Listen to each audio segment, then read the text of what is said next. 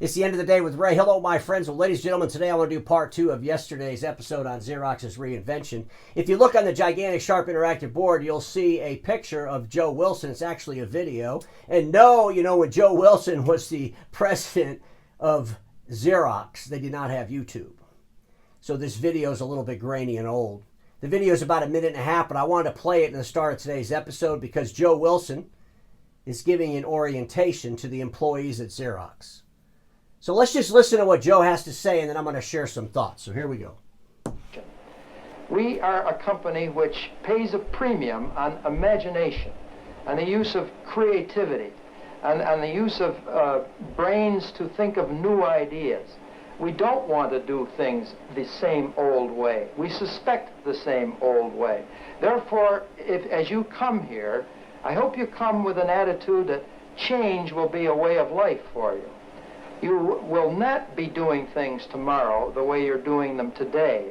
And if you do, we will feel that some way or other the momentum that has taken years and years to build up is perhaps slowing down, and I assure you we'll bend every effort we know how to keep it from slowing down.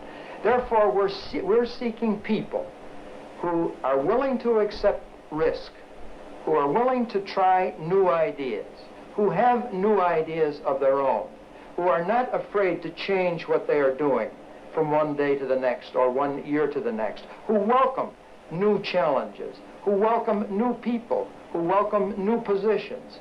And if you're that sort of person, you'll be very welcome here at Xerox. You'll be very welcomed here at Xerox if you're that kind of person. A person that accepts risk. A person that loves challenges. I really like that orientation. Back in those days, leaders, they probably really had a hard time kind of being themselves, being animated. We were just realizing back in those days that it was okay to smile in a photograph, okay? But when you listen to Joe, who was the president of Xerox from 1946 to 1966, he was the CEO from 61 to 67. Joe passed away in 71. But folks, Xerox went in the dictionary. It was a verb, okay? People still call it Xerox. I got to go Xerox this document. Back in Xerox's heyday, they had a 70% market share. A 70% market share. And when I think about Xerox today and I think about Xerox back in its heyday, there's a difference between bringing to market something that you invented that's gaining market share and momentum based on the excitement of the invention. The way the invention is changing business process was exciting to businesses all over the world. Xerox, they were going full board strong. And they wanted people in that organization that weren't afraid to take risks, that loved challenges, that were open to new ideas, that would bring new ideas to the table themselves. Back in those days, Joe wouldn't have tolerated an executive that was insecure of their place in the future. They would sit him down and say, you need to get secure about your place in the future, and you need to get secure really quick, or you need to get out. Ladies and gentlemen, as the industry matures, you know what happens, and I've talked about this before, but we get executives that are stagnant. We get executives that are insecure of their place in the future. We get those folks that'll tell you at a conference, gee, I hope nothing happens till I retire. I hope the stuff that at the end of the day was Ray's talking about doesn't happen till I retire. And I always tell, when you hear folks say that, just tell them, why don't you retire right now and get the hell out of the way and let the younger generation come in and help reinvent the industry. But Xerox, they're going through this reinvention and they have to reinvent themselves so that they can get excitement from end users. End users they currently have and new end users. How do they do it? What mechanism do they use to go into the marketplace? Ladies and gentlemen, a long time ago, back in 2021, I wrote an article and I was talking about the franchise model. And in that article, I was talking about how Xerox is perfectly positioned to bring to market a franchise model. I still believe this. But let me ask you all a question. We all have to reinvent our businesses. We all have to diversify our deliverables. There's so much disruption in our industry. We all know that, right? So why do we think that the way the dealers operate today, the same way they operated, 20, 30, 40 years ago, doesn't also need to be shaken up? Because I believe it does. I believe the dealer channel, the dealer community, has to be reinvented itself. And folks, here's a sad truth, but most industries are not disrupted by themselves. They're disrupted by outsiders who come in and play different. And I think about it. I think about Xerox setting up franchises, and I'm not talking about their agent program. I'm talking about a new program. A program similar to any other franchise where young people, middle-aged people, even some seniors that want to get into a business can put the Xerox sign on their building and deliver the Xerox deliverable into the marketplace, whatever that deliverable is.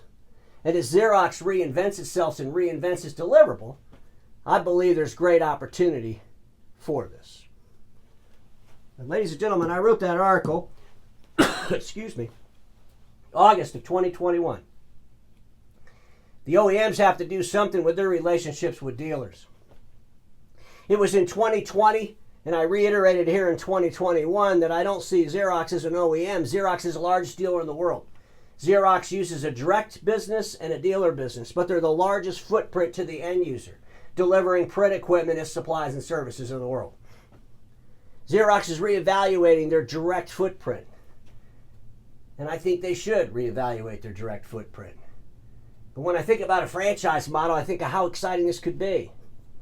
All the products that Xerox sells, digital transformation services, AI, augmented reality, technology services. As Xerox aligns with new partners, new ISVs that want to get that product into the marketplace, think about what they could do with a franchise system, and think about those franchisees.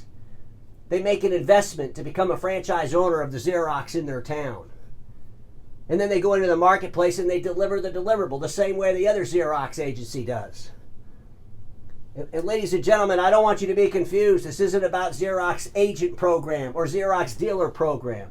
This is something completely different, something new. This is where those dealers only sell Xerox. They only sell Xerox products and services. That's it. But they scale it with efficiencies. They deliver exceptional experience into the marketplace. And I know a lot of folks get all hung up. They think if they don't have their name on the door that no one's going to buy from them. They think that they only want to buy from the local. Well, I got to tell you something, ladies and gentlemen. A franchise in a local town is a local business and it's owned by local people. Sometimes I think we get clouded in our thinking. We get clouded in our thinking. Xerox is a well-known brand and it needs to gain that well-knownness again, because it's not near as well known as it was back in Joe's day. And I think it needs to do everything it can to make sure that the Xerox name is just as relevant today as it was back in the 40s and 50s and 60s and 70s. They can do it, but they got to make some changes as they go through this journey. But think about this franchise system. I'm telling you, it's exciting to me. I really think it could work.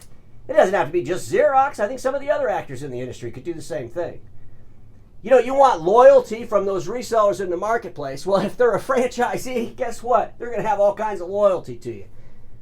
That's just the way franchises work. But folks, we got people that want to get in business today, all throughout the country, all throughout the world, the free world.